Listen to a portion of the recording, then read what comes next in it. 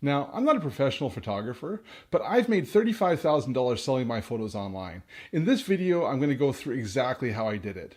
Which sites I've tried, which ones worked, which ones didn't, as well as which ones I think are going to be the best sites in the coming year. Let's get started.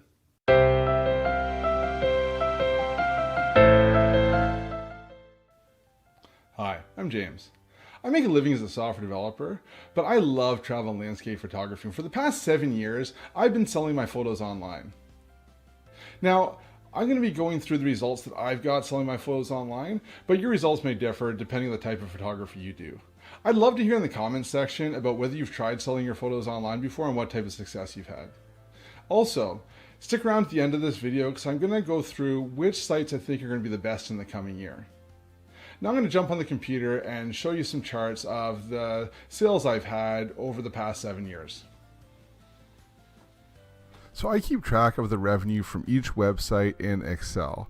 So what I'm going to do is I've just created 5 charts in Excel where I can kind of walk you through how I make money selling my photos online. I'm going to start pretty high level and I'll get into more detail, and at the end I'll kind of go through how much money I've made from each individual site.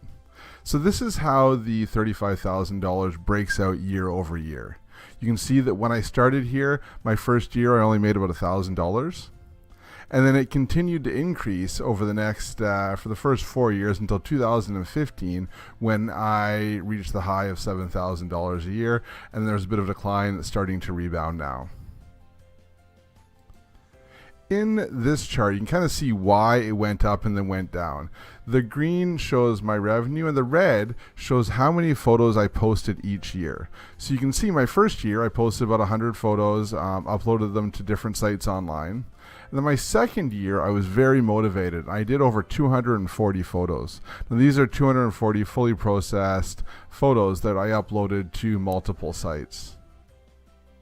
Now, in November of 2013, my wife and I had our second child, and the time that I had to go traveling and take photos as well as process those photos went down.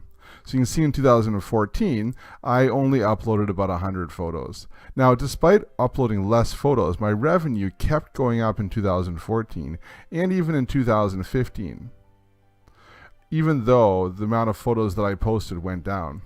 Now in 2016, we had our third child, and I just really didn't have much time to travel and do photography. So 2016 and 2017, I really didn't post many photos, and that's why you can see here that my revenue went down for those years. And over the past year, year and a half, in 2018, I've started to post a bit more, and it started to go back up.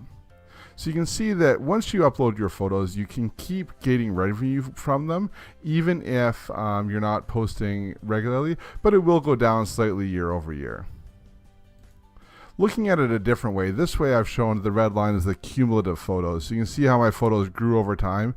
And right now I've got about 600 good photos posted across many sites across the web. Now, if you look at the types of sites that I upload to, you can really break them into 3 main sites. Okay, the first is direct stock. So this is my own website. So I have a website, souvenirpixels.com. I used to host it on Squarespace. I currently host it on SmugMug, and anybody can go on there and buy photos directly from me, photo licenses.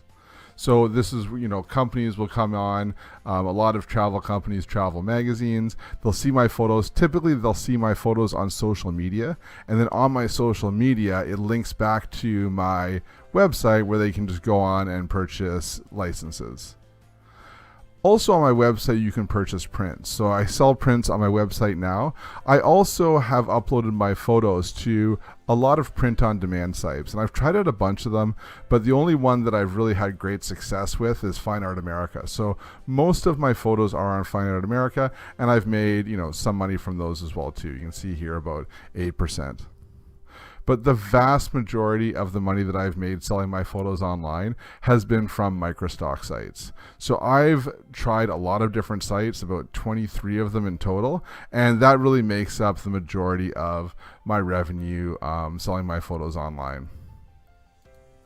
So to go in and look at which sites in a bit more detail, you can kind of see in this pie chart. So this is kind of breaking out the revenue from all the sites. So you can see by far, this pink bar here is Shutterstock, and they are by far been the best site for me for selling my photos online. I had a very good run with Shutterstock. You know, if you typed in landscapes in Shutterstock, I had a photo on the main page. If you typed in Canada, I had multiple photos on the first page. So I did really well year over year and month over month on Shutterstock. Now, over the past 6 months, the search algorithm has seemed to change a little bit, and my sales have gone down a little bit. But I had a pretty good run where about 3 years I was doing very well with them. The second one here is 500px. Now, 500px was a photo sharing community before they started selling as stock. And I was involved in the community before it was selling as stock. So I had a lot of photos that were highly ranked. And when they started selling photos for stock as well too, I made quite a bit of money when they first started out. Now, there's been a lot of changes over there at 500px. They were purchased by another company. Now all the sales are through Getty. And to be honest, I don't even post there anymore. There's been a lot of changes, and I just really don't appreciate the site as much as I used to. But, you know, for a period of time, they were a very good earner for me as far as sites go. Down here, number 3 is PhotoDune. Now, PhotoDune has really only earned me a lot of money in the last couple of years. The first couple of years, it was very low, and the last 2 years, really, it's been very high. So I see PhotoDune really going and surpassing 500px probably this year. And then the fourth one here is Adobe Stock or Fotolia. So Fotolia was an independent stock site, and then Adobe bought them and turned it into Adobe Stock. So I had my portfolio on Fotolia. I did fairly well there, and now it's moved over to Adobe Stock. And when it moved over to Adobe Stock, I saw a bit of a dip in sales, but now I'm starting to see it pick up a bit more, maybe because I'm posting a bit more to Adobe Stock as well too. Now there's some other smaller ones here. One thing to know is this little sliver up here. It's about $400, and that's 13 sites. So I tried a lot of sites. What I'll do is when I hear about a new site, I'd upload like 200 photos to that site and see what happens. And a lot of time, nothing happened, right? Which is one of the reasons I'm making this video, right? Because I spent a lot of time uploading and, you know, trying to find these sites, uploading those sites, and really didn't get that much out of it. You know, 13 sites, $400 over 6 years is not a lot. So, you know, if I were starting out again, I would probably really just focus on the main sites that you see here and really not even worry about the smaller ones until, you know, they seem to be big enough to get some momentum, because there are a lot of stock sites out there, but I just don't think you can make a lot of money on all of them. You really need to have your photos on the big ones to start out with. Now, I hope that didn't come across as bragging, but I had no idea when I started selling my photos online that I would make $35,000 from them. Really, my goal of doing this was so that I could buy, you know, more cameras and lenses without taking it out of my family budget. And I achieved that, and I'm pretty happy with it.